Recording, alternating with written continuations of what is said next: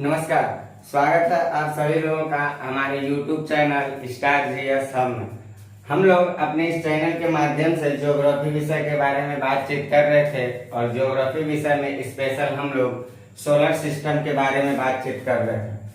सौर मंडल टॉपिक जिसके बारे में हम लोग पढ़ रहे थे उसमें हम लोगों ने सूर्य के बारे में पढ़ चुका है और ग्रहों में स्पेशल बुध और शुक्र के बारे में बातचीत कर चुके हैं हम लोग। आज की जो क्लास हम लोगों की चलेगी वो आज की क्लास चलने वाली है पृथ्वी ग्रह से रिलेटेड मुद्दों पे हम लोग आज बातचीत करने वाले हैं। तो हम लोग देखते हैं आज जिस पे हम लोग बातचीत करने वाले हैं, यहाँ सपोज करिए सूर्य है, यहाँ सूर्य है। हम लोग आज जिस पे बातचीत करेंगे बुध के बारे में हम लोगों ने बातचीत कर चुका है। ये बुध ग्रह है, इस पे हम लोगों की बातचीत हो गई है। फिर हम लोग शुक्र ग्रह के बारे में बातचीत कर चुके हैं, पूरी बातें इसके पहले वाले वीडियो को आप देखिएगा। आज जिस मुद्दे पे हम लोग चर्चा करेंगे वो ग्रह है पृथ्वी। वो ग्रह कौन है? पृथ्वी है। और पृथ्वी के बाद हम लोग बातचीत जिस पे करने वाले हैं वो है मंगल ग्रह। वो कौन सा ग्रह है? वो मंगल ग्रह है। और इस मंगल ग्रह के बाद हम लोग देखेंगे तो हम लोगों को मंगल ग्रह के बाद हम लोगों को एक यहाँ बेल्ट मिलता है, एक बेल्ट मिलता है और इस बेल्ट में बहुत सारे पिंड भरे पड़े हैं जिन पिंडों को हम लोग कहते हैं क्षुद्र ग्रह। इन पिंडों को हम लोग क्या कहते हैं? इन पिंडों को हम लोग क्षुद्र ग्रह कहते हैं, क्षुद्र ग्रह कहते हैं। क्षुद्र ग्रह के नाम से इन पिंडों को जाना जाता है। ठीक, क्षुद्र ग्रह के नाम से इन पिंडों को हम लोग जानते हैं क्षुद्र ग्रह। तो और यहाँ से लेकर के ये जो पिंड हैं ये चारों बुध शुक्र पृथ्वी और मंगल जो हैं इनको हम लोग बोलते हैं चट्टानी ग्रह बोलते हैं, चट्टानी ग्रह बोलते हैं। तो हम लोगों की अभी बातचीत इसके बाद के ग्रहों पे अभी हम नहीं चल रहे हैं। अभी इसके बाद भी ग्रह है वो फिगर मैं फिर आपको बना दूंगा। जैसे क्लास आगे कंटिन्यू करूंगा आप बिल्कुल निश्चिंत रहिएगा, आप एकदम निश्चिंत रहिएगा। मैं कोई भी चीज छोड़ने वाला नहीं, आपको हर चीजों से रूबरू कराता चला जाऊंगा। बुध के बारे में हम लोगों ने चर्चा कर चुका है, शुक्र के बारे में चर्चा कर चुका है। आज हम लोग चर्चा किस पे करने वाले हैं भाई? तो कहेंगे हम लोगों की चर्चा जो होगी वो पृथ्वी पे होगी, अर्थ पे होगी। अर्थ से रिलेटेड मुद्दों पे हम लोगों की आज बातचीत होने वाली है। तो पृथ्वी ग्रह से रिलेटेड हम लोगों को पहले जो हम लोग इसमें दो तरह की बातें पढ़ेंगे। एक तो समझने वाली बात है, कॉन्सेप्चुअल बातें और एक तथ्यात्मक कुछ बातें होती हैं। तो पहले हम तथ्यात्मक मुद्दों को लिखते चला जा रहा हूँ, ऐसे समझाते चला जा रहा हूँ, फिर कुछ कॉन्सेप्चुअल बातें उसको मैं एक्सप्लेन करके बता दे रहा हूँ। इसमें अगर देखा जाएगा दूरी के हिसाब से पृथ्वी ग्रह को, तो सूर्य के दूरी के हिसाब से सबसे नजदीक कौन है? बुध है। दूसरे नंबर पे कौन है? शुक्र है। और तीसरे नंबर पे देखा जाएगा तो सूर्य से दूरी के हिसाब से कौन है? तो पृथ्वी है। तो सबसे पहला बात तो हम लोग ये यहाँ जानेंगे कि सूर्य से दूरी के क्रम में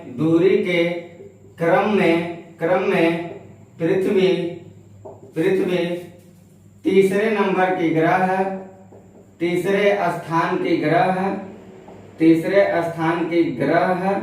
सबसे पहला बात तो हम लोग ये जानेंगे सौरमंडल में तीसरे स्थान की ग्रह दूरी के हिसाब से कौन रखती है? तो कहेंगे पृथ्वी रखती है। दूसरी बात ये जाना जाएगा अगर बड़े और छोटे की आकार देखा जाए तो मैं बड़े छोटे आकार की आप लोगों को एक स्ट्रक्चर बनवाऊंगा, डायग्राम बनवाऊंगा। लेकिन फिलहाल में अगर देखा जाए तो पृथ्वी ग्रह जो है बड़ा और छोटा आकार के आधार पर अगर देखा जाए तो 5वें नंबर की सबसे बड़ी ग्रह आती है। सबसे छोटा बुध है, सबसे बड़ा भी हम लोग यहाँ बृहस्पति के बारे में पढ़ेंगे, मंगल के बाद आएगा वो बृहस्पति ग्रह। बुध शुक्र पृथ्वी मंगल, उसके बाद बृहस्पति आएगा सबसे बड़ा। और बाकी जो ग्रह हैं वो किस क्रम में है वो क्रम का मैं आपको एक चार्ट बता दूंगा। अभी पृथ्वी के बारे में आप देखिए तो आकार के आधार पर अगर देखा जाए आकार के आधार पर पृथ्वी सौरमंडल का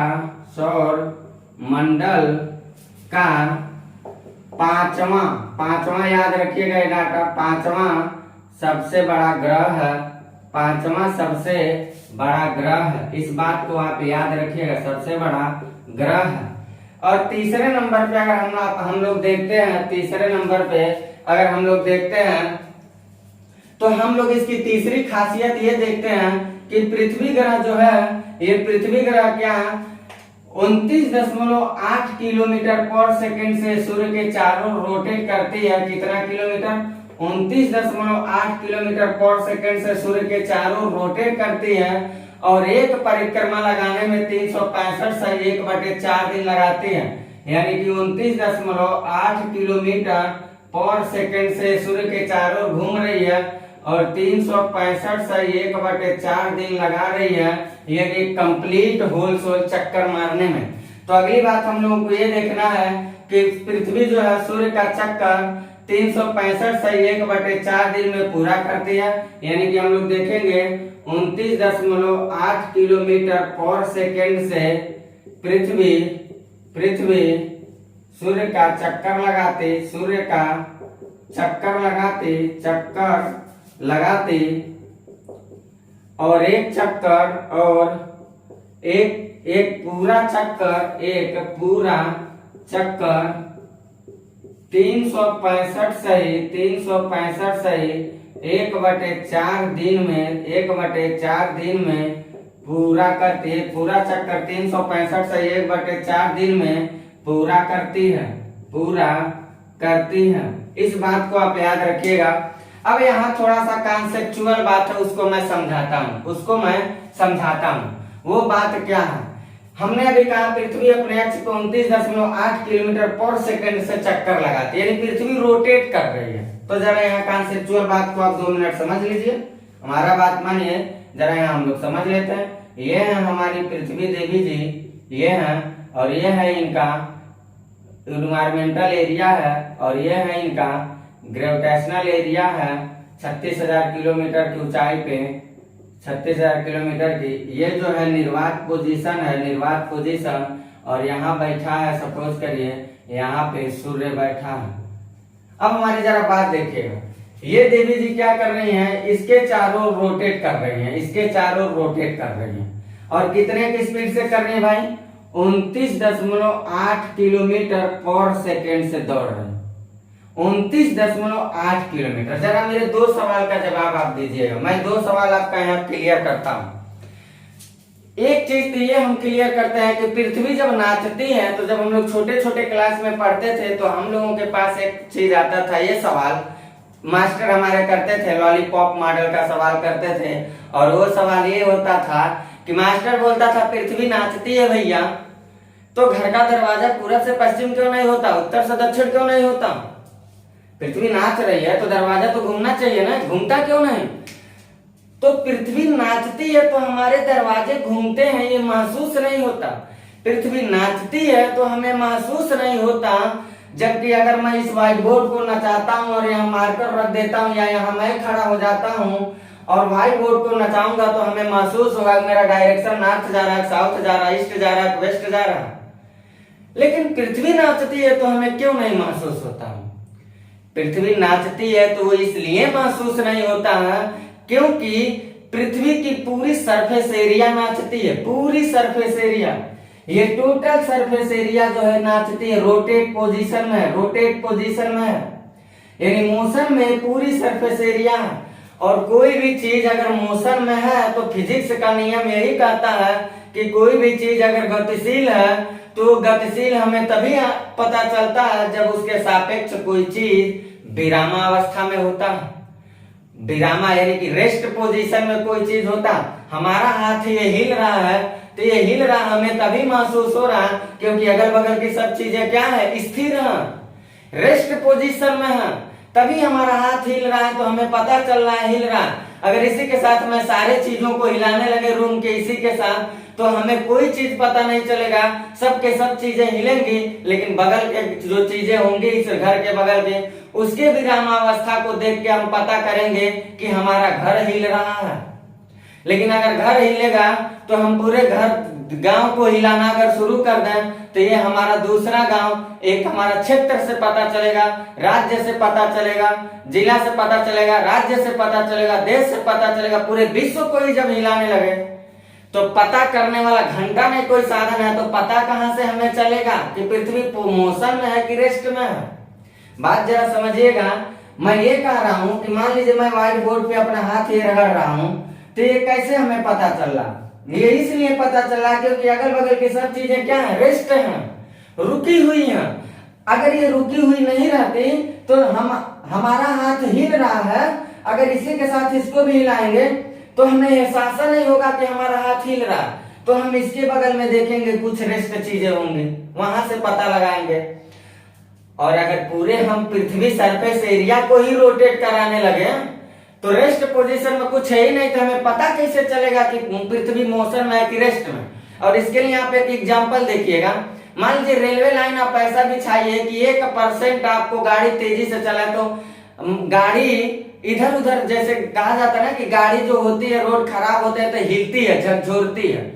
अगर पूरा प्लेन रेलवे लाइन को एकदम बिछा दिया जाए, 1% डिस्टरबेंस ना हो, वो सीधे एकदम चलती रहे और रेल के शीशे को बंद करके आपको बीच में बैठा दिया जाए और रेल को 200 किलोमीटर पर सेकंड के स्पीड से दौड़ा दिया जाएगा, 200 किलोमीटर पर सेकंड से, मैं एक हाइपोथेटिकल बात कर रहा हूँ, अगर इतनी तेजी से दौड़ा दिया जाए, समझिए 200 किलोमीटर पर घंटे के हिसाब से दौड़ा दिया जाए, पर आवर से दौड़ा दिया जाए, तो आप ट्रेन के अंदर बैठे रहेंगे, आपको ये लगेगा कि आपका ट्रेन रुका हुआ है, आपको गतिशील ट्रेन पता नहीं चलेगा। और अगर आपको पता चलता है कि हमारी ट्रेन चल रही है तो वो तब पता चलता है जब ट्रेन के बाहर की स्थिर चीजों को आप देखते हैं। अगर बाहर की स्थिर चीजों को आप ना देखें तो आपको पता ही नहीं चलेगा कि ट्रेन गतिशील है। बस वही काम यहाँ होता है, पृथ्वी की पूरी सरफेस एरिया घूमती है, इसलिए हम लोगों को आभास नहीं हो पाता है कि पृथ्वी जो है वो गतिशील है और हमारा घर पूरब से पश्चिम हो, ये हमें एहसास नहीं हो पाता है। एक लॉजिक तो मैं आपको बता दिया। दूसरा लॉजिक हम बताते हैं ये कि मान लीजिए पृथ्वी घूम रही है कितने की स्पीड से, 29.8 किलोमीटर पर सेकंड, और दुनिया की कोई ऐसा संसाधन नहीं बना है जो 1 सेकंड में लगभग 30 किलोमीटर भागे, ऐसा कुछ नहीं है। तो मान लीजिए हमको धरती के एक कोने से दूसरे कोने तक जाना है। धरती के एक कोने से, मान लीजिए हमारा पृथ्वी है, इस कोने से इस कोने तक जाना है। तो अगर हम यहाँ प्लेन उड़ा के अगर रख लें, अगर प्लेन को मैं यहाँ उड़ा दूं, इसके सरफेस एरिया पे उड़ा दूं, तो धरती एक समय ऐसे नाच रहा है, ऐसे जब नाच रहा है तो यहाँ मैं प्लेन अगर उड़ा देता हूँ, सपोज करिए यहाँ पे मैंने एक प्लेन को उड़ाया और ये हमारे हाथ में प्लेन है, मैं यहाँ से प्लेन को ऐसे उड़ा दिया इसके आसमान में, और ये नाचते नाचते ऐसे जा रहा है, ऐसे जा रहा है, ऐसे जा रहा है। जब ऐसे जाएगा तो ये वाला जगह इधर आएगा ना, जब ये पोजीशन जब यहाँ पहुंचेगा, नाचते नाचते ऐसे जब यहाँ पहुंचेगा यहाँ पे, तो ये वाला पोजीशन नाचते नाचते कहाँ आ जाएगा, यहाँ पे आ जाएगा। तो ये जब ऐसे यहाँ आएगा तो हम तुरंत जहाज को ऐसे लैंड करा देंगे। इतनी दूर हम तेल फूक के जाने से हमको क्या फायदा और टाइम बर्बाद करने से क्या फायदा। मेरा कहने का आशा ये है कि अगर पृथ्वी इतनी तेजी से नाचती है तो हम यहीं अपने प्लेन को उड़ा देते हैं और उड़ा के यहीं आसमान में रोके रहेंगे, क्योंकि धरती नाच रही है ना, तो हवा में उड़ा के रखे रहेंगे अपने जहाज को, और जैसे धरती का दूसरा कोना आएगा वैसे हम जहाज को लैंड करा देंगे। हमारा तेल बच जाएगा, समय बच जाएगा और सबसे तेज ये चल रहा है। लेकिन ऐसा हम नहीं करते हैं। क्यों ऐसा हम लोग नहीं करते हैं? क्यों नहीं करते हैं? इसलिए नहीं करते हैं क्योंकि हमारे पृथ्वी के साथ साथ ये 36,000 किलोमीटर की ऊंचाई तक, पृथ्वी के साथ साथ ये 36,000 किलोमीटर की ऊंचाई तक, 36,000 किलोमीटर की ऊंचाई तक के पूरा जितने इन्वायरमेंटल फेज हैं ये पृथ्वी के ग्रेविटेशनल शक्ति से बंधे हुए हैं, जी से। और पृथ्वी के ग्रेविटेशनल शक्ति जो जी काम कर रही है, इस जी से बंध के ये सारे सिस्टम को क्या कर रही है, पृथ्वी अपने साथ रोटेट करा रही है। यानी अगर हम यहाँ के हवा में उड़ेंगे, कहीं के हवा में उड़ेंगे, तो हमें जब गिराया जाएगा धरती पे तो हम उसी जगह पे गिरेंगे जहां से हमें उड़ाया गया था। इसलिए गिरेंगे क्योंकि धरती नाच रही है तो अपने साथ 36,000 किलोमीटर तक के ग्रेविटेशनल एरिया तक बधी पूरी सिस्टम को अपने साथ घुमा रही है। हमें अगर इस बात का एहसास करना है कि सच में धरती नाचती अगर हमें देखना है तो हमें 36,000 किलोमीटर की ऊंचाई के बाद यहाँ आना पड़ेगा, और यहाँ पे हमको क्या करना पड़ेगा, टेलीस्कोप लगा के अपनी आंखों से देखना पड़ेगा। जब देखेंगे तब पृथ्वी हमको नाचती हुई महसूस होगी। अगर इसके बीच में कहीं रहेंगे तो पृथ्वी नाचती हुई महसूस नहीं होगी, इसलिए नहीं होगी क्योंकि जहां भी हम उड़ के जाएंगे, हम जहां भी उड़ के जाएंगे, हम पृथ्वी के साथ ही उसके ग्रेविटेशनल फोर्स से हम भी हवा में नाचते रहेंगे। ये बात आप समझ पाए कि नहीं, जरा कमेंट करके इस बात को आप बताइएगा हमें कि ये दो लॉजिक आप समझ पाए कि नहीं। पहला लॉजिक मैंने ये बताया कि पृथ्वी नाचती है तो घर पूरब से पश्चिम क्यों नहीं होता, बस इस बारे में मैं बताया हूँ। और दूसरा लॉजिक मैं ये बताया हूँ कि पृथ्वी अगर नाचती है तो हम इतने जहाज का पैसा खर्च, प्लेन में पैसा, फ्यूल खर्च करके क्यों घूमते हैं। हम चुपचाप आसमान में उड़ के रहें और धरती नाच रही है, जहाज लेके आसमान में उड़ा के वहीं चुपचाप रुके रहें, धरती नाची रही है, जैसे वो देश या वो जगह आएगा वैसे हम अपने प्लेन को वहीं लैंड करा देंगे। लेकिन ऐसा नहीं होता है क्योंकि अर्थ के ग्रेविटेशनल की वजह से पूरा सिस्टम अर्थ के ग्रेविटी से बंधा हुआ है और अर्थ के साथ वो भी रोटेट कर रहा है। जब जब हम अगर आसमान से जहाज को लैंड कराएंगे धरती पे तो उसी जगह पे लैंड होगा जहां से वो उड़ा था, क्योंकि अर्थ उसको अपने ग्रेविटेशनल पावर से उसको भी अपने साथ नचा रही है। इतनी बातों को आप समझ पाए कि नहीं समझ पाए, जरा इस बात को आप कमेंट करके हमें जरूर बताइएगा। ये लॉजिक मेरा बताना आपके लिए कैसा रहा। फिर हम लोग पृथ्वी से रिलेटेड अगले मुद्दों को देखते हैं। इस बात को तो मैंने बता दिया, अगले मुद्दों को देखते हैं। पृथ्वी जो है, पृथ्वी को नीला ग्रह कहा जाता है। पृथ्वी जो है इसे नीला ग्रह कहा जाता है, नीला ग्रह कहा जाता है, ग्रह कहा जाता है। तो इसे नीला ग्रह क्यों कहा जाता है भाई, तो ये बात याद रखिएगा, पृथ्वी पे बहुत ज्यादा पानी है और पानी होने के नाते, पानी की मात्रा ज्यादा पानी होने के नाते जब हम अंतरिक्ष में जाते हैं, अंतरिक्ष में, तो उस अंतरिक्ष से देखने पे हमको पृथ्वी कैसी दिखाई देती है साहब, तो कहेंगे नीला दिखाई देती है पानी की वजह से। इसीलिए पृथ्वी को एक उपनाम से जाना जाता है और वो उपनाम ये है कि पृथ्वी को नीला ग्रह कहा जाता है। पृथ्वी को क्या कहा जाता है तो आप याद रखिएगा, पृथ्वी को नीला ग्रह के नाम से जाना जाता है। इसके अलावा अगर हम लोग देखते हैं पृथ्वी से रिलेटेड बातों को, तो हम लोगों को ये जानना है कि पृथ्वी से सबसे उच्चतम बिंदु और सबसे निम्नतम बिंदु क्या है। पृथ्वी से सबसे उच्चतम बिंदु क्या है, तो पृथ्वी से यहाँ मैं लिख देता हूँ, पृथ्वी से सबसे उच्चतम बिंदु, सबसे उच्चतम बिंदु जो है, उच्चतम बिंदु जो है, उच्चतम बिंदु वो क्या है साहब, तो हम लोग कहेंगे माउंट एवरेस्ट है। वो क्या है, माउंट एवरेस्ट है, माउंट एवरेस्ट। और अगर दूसरी बात हम आपसे ये कहें कि पृथ्वी से सबसे निम्नतम बिंदु कौन है या सबसे गहरतम बिंदु कौन है, तो दूसरी बात हम लोग ये जानेंगे, पृथ्वी से सबसे निचला सतह कौन सा, निम्नतम बिंदु कौन सा है, निम्नतम बिंदु क्या है, तो पृथ्वी से सबसे निम्नतम बिंदु जो है वो क्या है, या हम ऐसे लिखते हैं, पृथ्वी का सबसे निम्नतम बिंदु डैश मार के लिखिएगा यहाँ, मेरियाना खाई है, मेरियाना खाई है।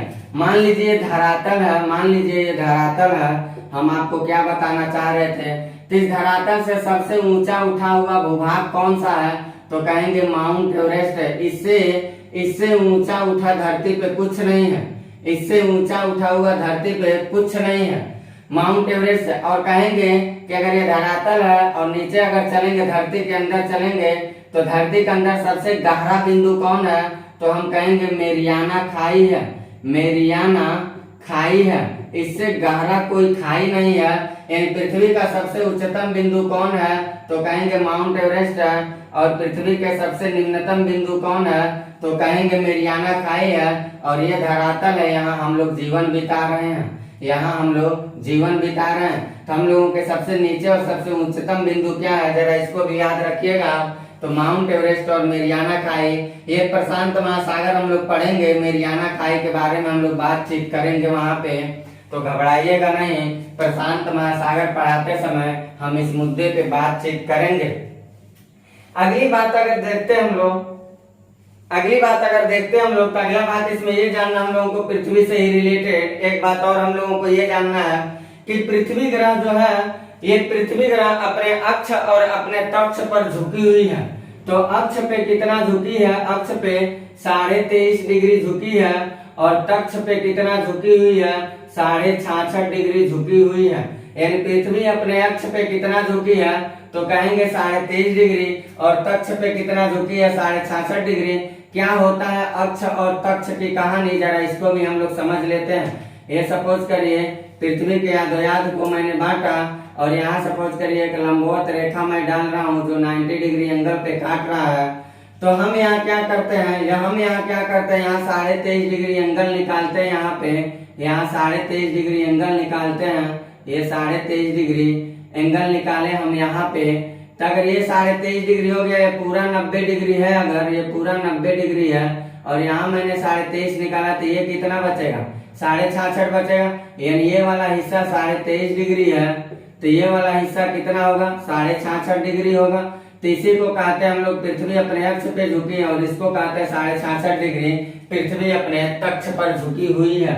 इतनी बातों को आप समझ पा रहे हैं कि नहीं समझ पा रहे हैं?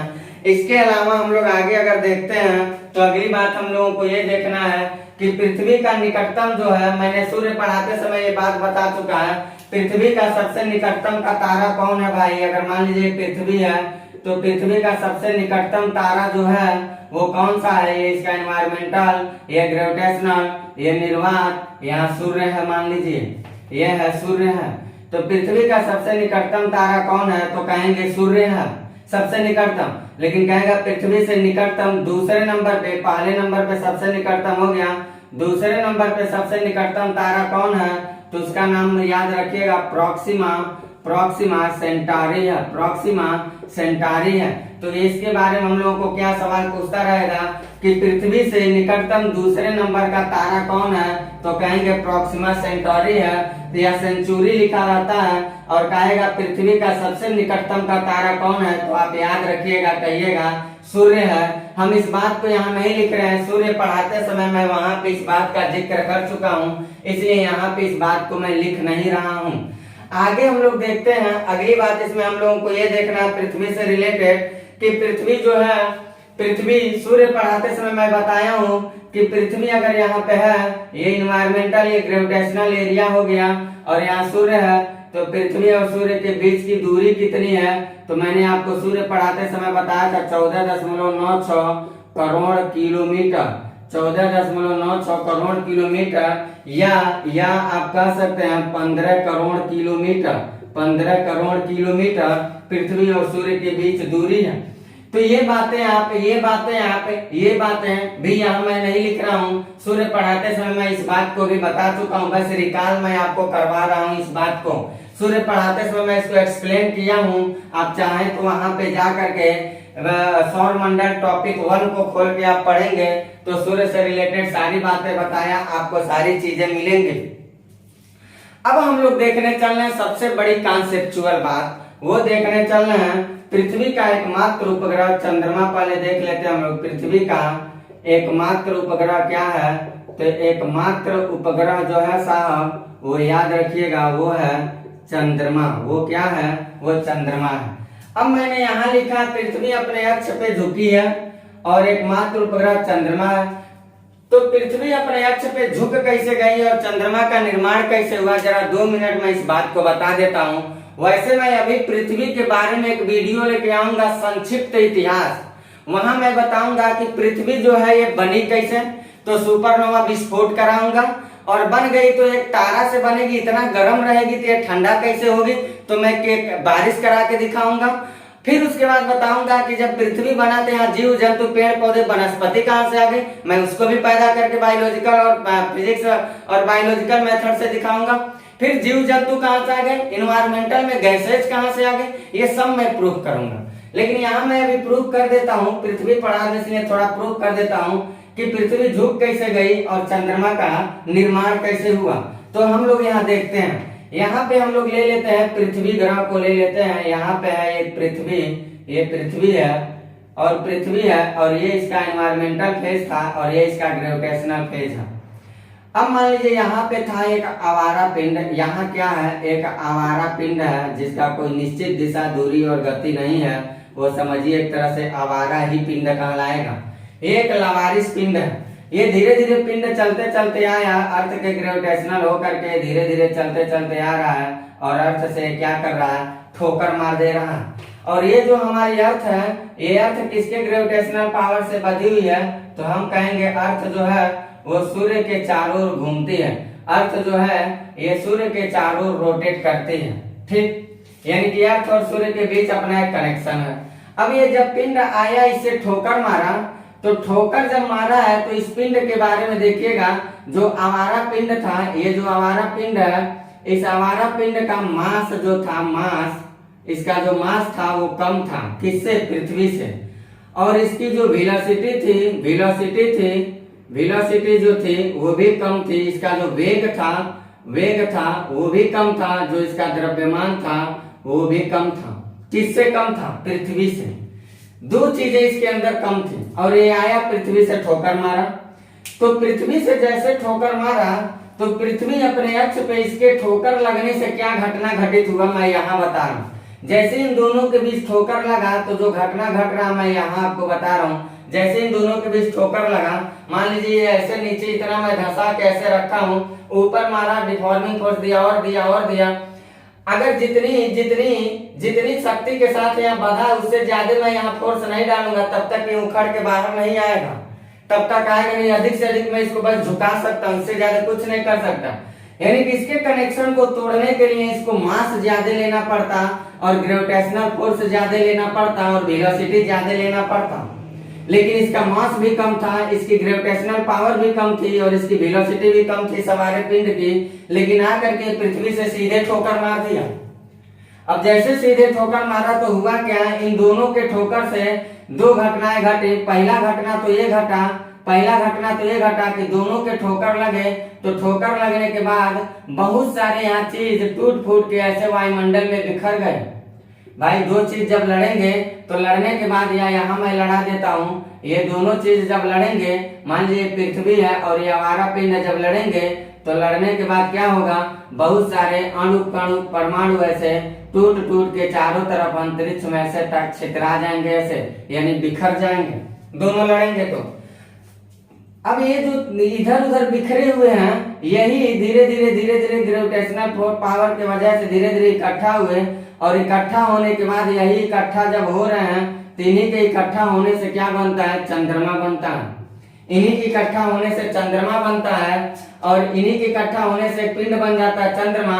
और यह जब तेजी से जाके ठोकर मारता है तो पृथ्वी अपने अक्ष पे क्या होती है, वो 23.5 डिग्री झुक जाती है, 23.5 डिग्री झुक जाती है। यानी कि एक चीज आप देखिएगा, हमारे पिंड और पृथ्वी के लड़ने से क्या हो रहा है, हमारा पिंड और पृथ्वी के लड़ने से जब दोनों लड़ रहे हैं तो टूट के कुछ चीज अंतरिक्ष में बिखर गया, और वही चीजें इकट्ठा होकर चंद्रमा का निर्माण किए।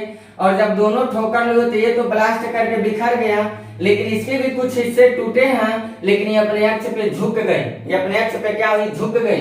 तो 23.5 डिग्री ये झुक गई और ये बिखर गया। सपोज करिए मोटरसाइकिल है और ये ट्रक है। मोटरसाइकिल वाले ने ट्रक वाले को ले जाके तेजी से मारा। मोटरसाइकिल वाले ने क्या किया, ट्रक वाले को जाकर के तेजी से ठोकर मारा, तो मोटरसाइकिल तो चूर चूर हो गया। लेकिन ट्रक वाला ऐसा नहीं है कि वो बच जाएगा, उसका भी आगे का शीशा उसा बल्लब जरूर तोड़ देगा गाड़ी लड़ा के। तो ये ट्रक वाला था, समझिए, इसका भी शीशे वगैरह टूट गए, मतलब अपने अक्ष पे 23.5 डिग्री झुक गए। और ये जो बिखर गया और इसके कुछ अणु निकले, वो मिल करके क्या बना है, चंद्रमा। और ये चंद्रमा जो बना है, ये चंद्रमा अर्थ के ग्रेविटेशनल फोर्स में बढ़ के अर्थ के चारों ओर क्या करने लगा, रोटेट करने लगा। तो ये बात आप याद रखिएगा। पृथ्वी अपने अक्ष पे क्यों झुकी है, तो याद रखिएगा किसी आवारे पिंड के टकराव से झुकी है। और चंद्रमा कैसे बना है, तो इस आवारे पिंड के टकराव से ही चंद्रमा का निर्माण भी हुआ है। इन दोनों लॉजिक वाली बातों को आप समझ के रखिएगा। इन दोनों कॉन्सेप्चुअल बातों को आपको बिल्कुल समझ के रखना है। अगली बात हम लोग देखते हैं, सीधे तथ्यों का बौछार करते हैं। अगली बात हम लोगों को यह है, एकमात्र उपग्रह तो चंद्रमा के बारे में हम लोगों ने लिख लिया। पृथ्वी का जो व्यास है वो 12,800 किलोमीटर है। तो पृथ्वी का व्यास, अब सीधे तथ्य लिखते चलिएगा। पृथ्वी का व्यास लिख लीजिएगा, व्यास कितना है भाई, 12,800 किलोमीटर है। फिर अगली बात ये जानिएगा कि जीवधारी के रूप में पृथ्वी का वैज्ञानिक नाम क्या है। कभी कभी आप हम लोगों के एग्जाम में सवाल पूछता है, यहाँ तक कि पीसीएस लेवल तक सवाल उठा चुका है। तो हम लोग देखेंगे जीवधारी के रूप में पृथ्वी का वैज्ञानिक नाम क्या है? जीवधारी के रूप में पृथ्वी का वैज्ञानिक नाम क्या है?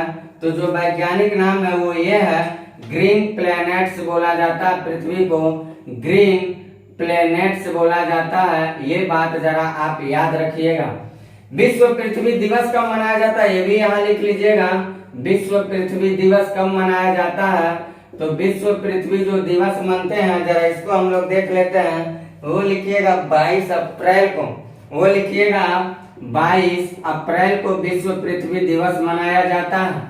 इसके अलावा पृथ्वी से रिलेटेड दो बातों को और हम लोगों को जानना है, और वो ये जानना है, जो हमारी पृथ्वी है उस पृथ्वी पे पृथ्वी के आयु का हम लोग पता लगाते हैं। तो पृथ्वी के आयु का निर्धारण कैसे किया जाता है?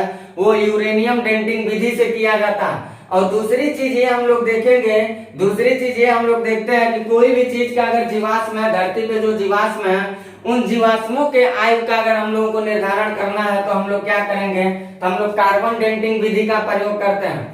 जीवाश्म का मतलब ये है कि ऐसा सड़ा गला चीज जिसमें जीव का अंश होता है, तो जीवाश्म कहलाता है। तो हम लोगों को क्या क्या यहाँ देखना है, जरा देख लेते हैं। पृथ्वी की आयु निर्धारित, पृथ्वी का आयु का निर्धारण, पृथ्वी के आयु का निर्धारण जो होता है उसको हम लोग लिख लेते हैं। वो है यूरेनियम डेंटिंग विधि। यूरेनियम डेंटिंग विधि, इसको याद रखिएगा।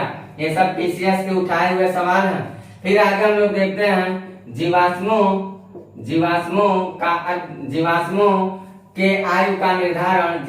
के आयु का निर्धारण। तो जीवाश्मों के आयु का निर्धारण कैसे किया जाता है? तो इसको लिखिएगा। ये करते हम लोग कार्बन C14 विधि से, या इसको हम एक भाषा में हम लोग ये कह सकते हैं कार्बन डेंटिंग विधि। इसको हम लोग एक भाषा में कह सकते हैं कार्बन डेंटिंग विधि। तो ये बातें आप पृथ्वी से रिलेटेड इतनी सारी बातों को आप याद रखिएगा। इन सारी बातों को आपको याद रखना बहुत जरूरी है। फिर एक चीज आपको इसमें सबसे महत्वपूर्ण चीज, जरा 1 मिनट उसको भी देख लीजिएगा। अगर आपसे कोई पूछेगा सौरमंडल में जितने सारे ग्रह हैं, इन सारे ग्रहों में सबसे ज्यादा डेंसिटी किस ग्रह के पास है? तो आप कहिएगा सारे ग्रहों में सबसे ज्यादा डेंसिटी पृथ्वी के पास है। यानी पृथ्वी का औसत घनत्व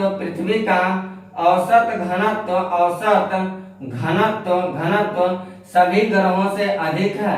सभी ग्रहों से अधिक है। ये बात जरा याद रखिएगा, अधिक है, सभी ग्रह से अधिक है। 5.5 G लगभग इसकी डेंसिटी देखी जाती है। तो इतनी बातों को आप याद रखिएगा। इतनी बातों को पृथ्वी से रिलेटेड आपको याद रखना है।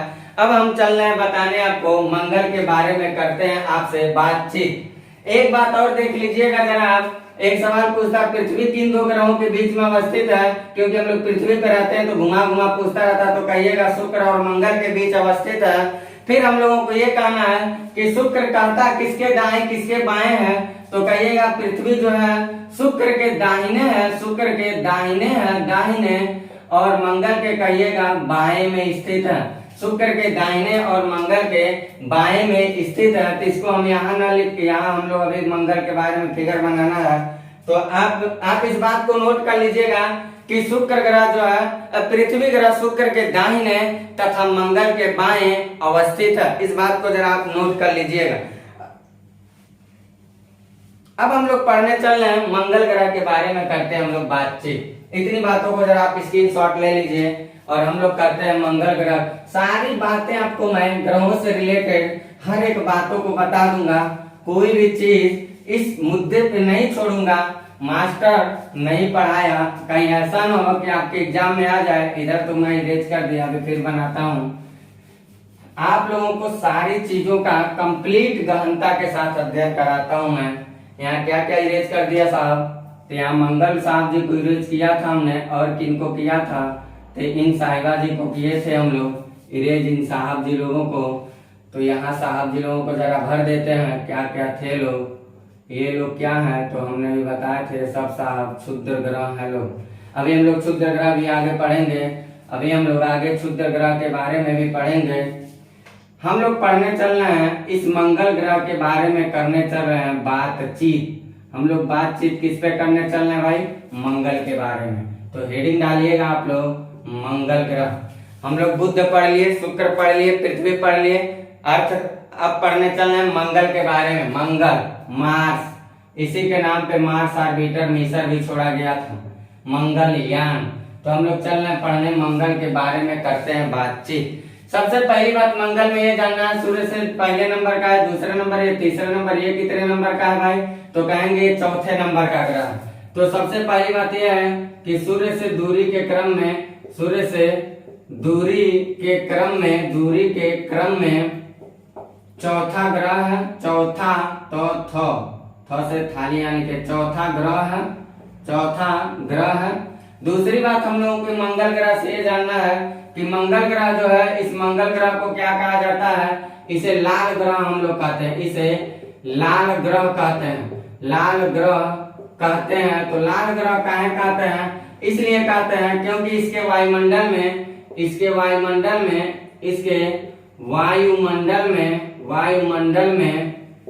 आयरन ऑक्साइड की उपस्थिति दिखाई देती है। आयरन ऑक्साइड की मात्रा ज्यादा है। क्या भी आपने देखा? मंगल ग्रह को हम लोग कहते हैं लाल ग्रह।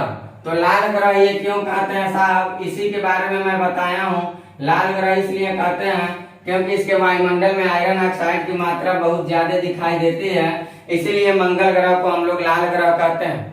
फिर मंगल ग्रह को हम लोग पृथ्वी सदृश ग्रह भी कहते हैं। मंगल ग्रह को हम लोग यहाँ देख लेते हैं, मंगल ग्रह को पृथ्वी सदृश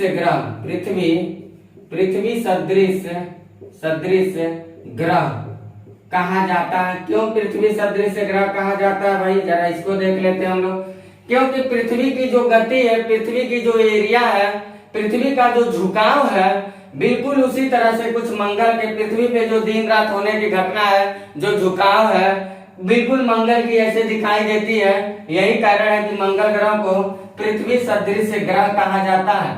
यही कारण है क्या मंगल को कहा जाता है? तो कहिए आप पृथ्वी सदृश ग्रह कहा जाता है।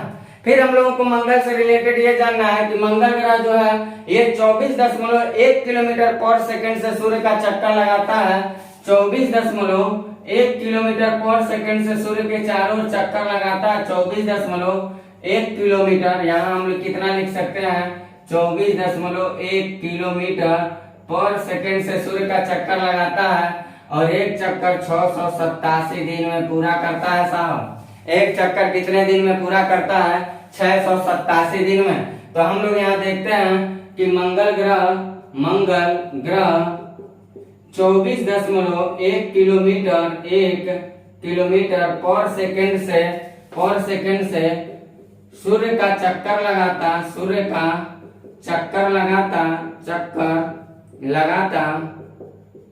और एक पूरा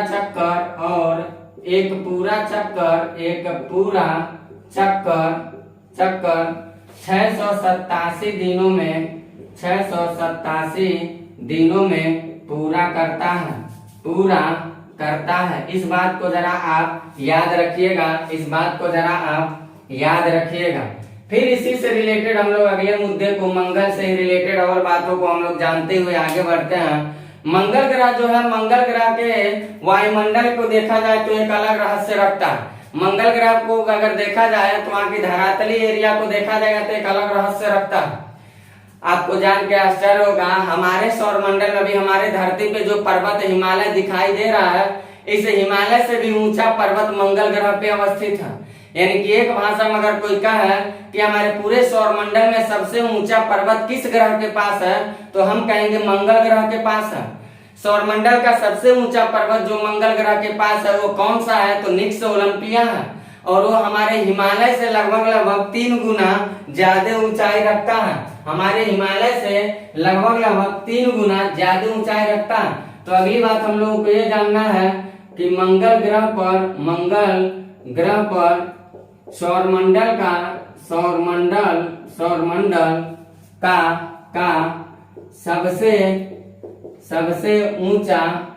सबसे ऊंचा पर्वत है, तो वो कौन सा है?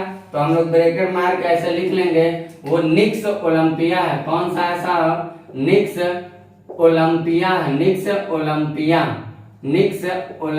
है। इसको याद रखिएगा, निक्स ओलंपिया है, यहाँ ओ बनाया हूँ। निक्स ओलंपिया पर्वत है और ये पर्वत हिमालय से लगभग 3 गुना ज्यादा ऊंचाई रखता है। हमारे हिमालय से लगभग 3 गुना ज्यादा ऊंचाई रखता है। इसके अलावा देखा जाएगा तो जिस प्रकार धरातल पे ज्वालामुखी घटना उद्गिरित होती है, उद्गार होता है, इसी प्रकार मंगल ग्रह पे भी बहुत सारे ज्वालामुखी घटनाएं घटित हुई हैं।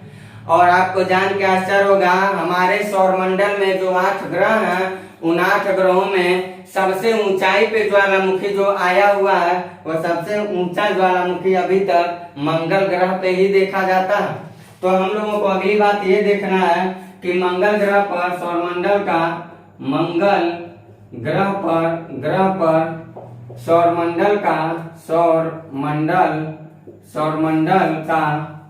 सबसे ऊंचा ज्वालामुखी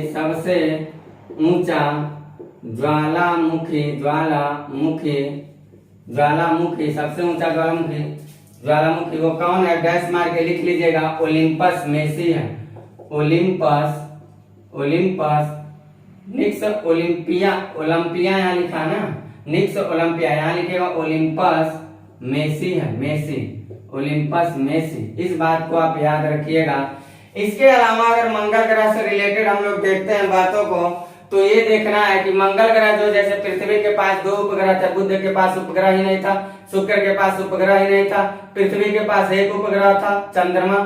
मंगल के पास 2 उपग्रह हैं, एक डीमोस है और एक फिबोस है। तो मंगल ग्रह के 2 उपग्रह हैं, मंगल ग्रह के 2 उपग्रह। तो ये 2 उपग्रह कौन कौन है साहब? जरा इसको हम लोग देख लेते हैं। एक है डीमोस और दूसरा है फिबोस।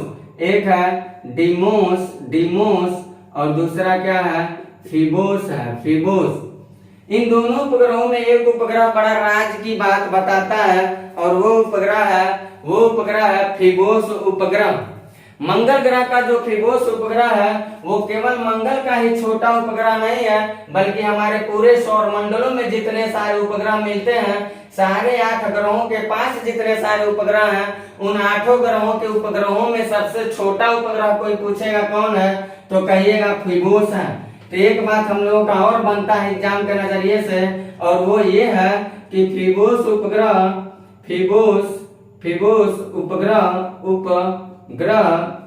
सौरमंडल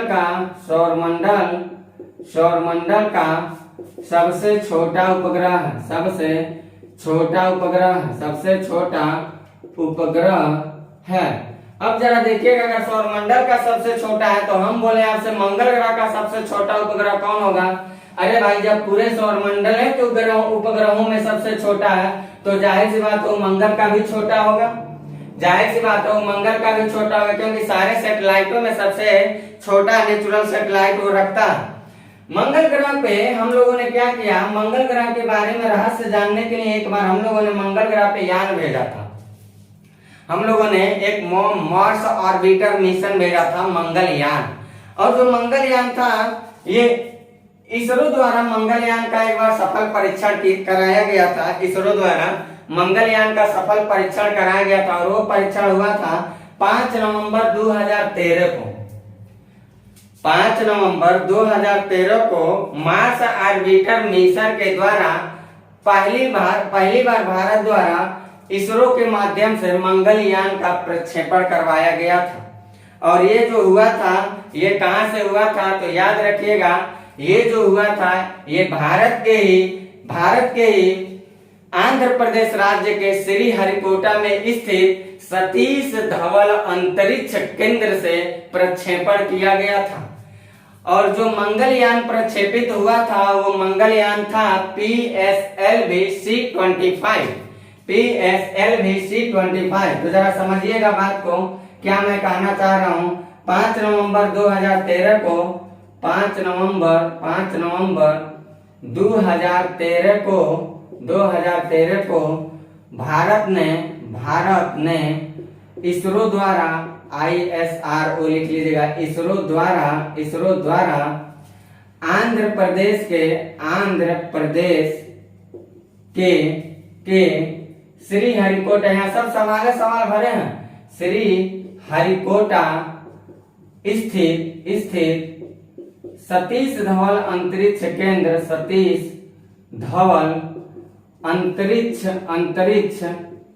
केंद्र, हमने क्या बताया आपको, 5 नवंबर 2013 को भारत ने इसरो द्वारा आंध्र प्रदेश के श्रीहरिकोटा स्थित सतीश धवन अंतरिक्ष केंद्र से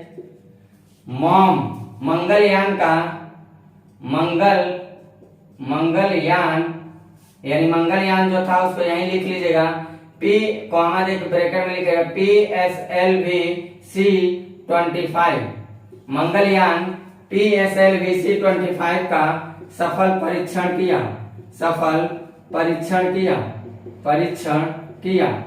तो जरा समझिएगा सेटेलाइट के बारे में। अभी हम साइंस टेक्नोलॉजी में जब स्पेस टेक्नोलॉजी लेके आऊंगा तो आपको मैं बताऊंगा सारी रहस्य की बातों को। PSLV क्या है, GSLV क्या है, RSLV क्या है, SLV क्या है, RLV क्या है, मैं सब बातों को आपको बताऊंगा। बिल्कुल आप बिंदास रहिएगा, हमारे तरफ से आप बिल्कुल निश्चिंत रहिएगा। यहाँ मैं क्या करता हूँ, ये देखिएगा जरा PSLV की कहानी को। यहाँ पे सेटेलाइट रखा रहता है, जो सेटेलाइट हम लोग भेजते हैं, ये सारे चीज टूट के यहाँ ईंधन डाले जाते हैं। मैं सब बताऊंगा वहां पे जब स्पेस टेक्नोलॉजी पढ़ाऊंगा। ये सब के सब टूट के गिर जाता है। हमारा स्पेस से हमारा जो सेटेलाइट होता है यहीं रखा रहता है। और ये जो है इसी को हम लोग कहते हैं पोलर। ये है P से पोलर सैटेलाइट लॉन्चिंग व्हीकल। और ये जो C25 लिखा हूँ ये हमारे देश की कोड होती है, ABCD 1 2 3 4 नंबरिंग चलता है। तो ये P से पोलर सैटेलाइट लॉन्चिंग व्हीकल, तो ये एक तरह से व्हीकल्स हैं, वाहन है पोलर सैटेलाइट को लॉन्च करने वाले। और यहाँ सैटेलाइट रखे हुए हैं, यही जाते हैं किसी ग्रह उपग्रह पर, और उस ग्रह या उपग्रह का क्या करते हैं, किसी ग्रह या उपग्रह का ये अध्ययन करते हैं। तो इस बात को आप इतनी बातों को याद रखिएगा। जो मंगल की कक्षा में सफल परीक्षण किया और मंगल की कक्षा में जो पहुंचा था सेटेलाइट जाके, वो डेट जरा याद रखिएगा। 24 सितंबर 2014 को जाकर के सफल रूप से पहुंचा है मंगल की कक्षा में, जिसको हम लोगों ने 5 नवंबर 2013 को छोड़ा था। इतनी सारी बातें आप मंगल ग्रह से रिलेटेड याद रखिएगा, और ये सारी बातें आपके परीक्षा के नजरिए से बहुत ही महत्वपूर्ण हैं। तो हम अपनी क्लास को यहीं स्थगित करते हैं और मिलते हैं आपसे अगली वीडियो में। इसके आगे के ग्रहों के बारे में बातचीत करते हैं। और आप लोग थोड़ा मेरे चैनल को लाइक शेयर और सब्सक्राइब करते रहिए। भाई वीडियो पे लाइक नहीं जा रहा, लाइक दबा के करिए, एकदम दबा के लाइक करते रहिए। क्योंकि आप लोग वीडियो देख रहे हैं तो क्या घंटी नहीं बजाते रहते हैं घंटोला लोग। आप लोग कम से कम वीडियो को हमारे लाइक तो करिए साहब। वीडियो को लाइक नहीं करेंगे तो घंटोला काम करेंगे तो मेरी मनोबल गिरेगी साहब। तो बताइए हम आपके लिए कुछ अच्छा कैसे कर पाएंगे। इसलिए मैं आशा करता हूं कि आप लोग मेरा साथ और सहयोग देंगे, और आप लोगों के साथ और सहयोग का हम आभारी भी होंगे। तो प्लीज मेरे वीडियो को लाइक करिए, शेयर करिए, सब्सक्राइब करिए, ताकि मेरे YouTube चैनल स्टार जीएस को एक दिन वास्तव में स्टार बना देना है पूरे भारत के कोने कोने में। ऐसा मेरा संकल्प है, आप लोगों की साथ की जरूरत है, तो साथ दीजिए। लेता हूँ आपसे इजाजत और मिलते हैं अगली वीडियो में। आगे के ग्रहों पे करते हैं बातचीत। Bye, best of luck.